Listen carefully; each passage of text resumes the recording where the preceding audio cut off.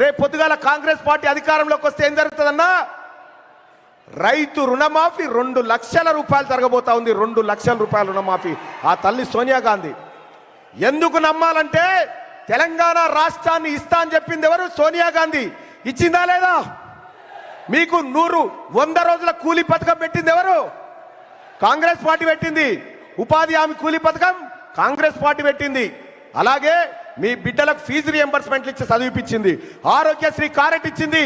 మీకు ఉచిత కరెంటు ఇచ్చిందే కాంగ్రెస్ పార్టీ. కాంగ్రెస్ పార్టీ మాట ఇచ్చింది, మాట నిలబెట్టుకుంది. కానీ కేసీఆర్ ఇవాళ సాయంత్రానికల్లా లక్ష రుణమాఫీ. ఒకే రోజు 7,000 కోట్లు నేరుగా రైతుల ఖాతాలోకి సీఎం రేవంత్ రెడ్డి. 1,50,000 అప్పు ఉన్నోళ్లకు ఈ నెలాఖరులోగా మాఫీ. 2 లక్షలు ఉన్నోళ్లకు ఆగస్టు 15లోగా అమలు. 3 విడతల్లో దాదాపు 31,000 కోట్లు.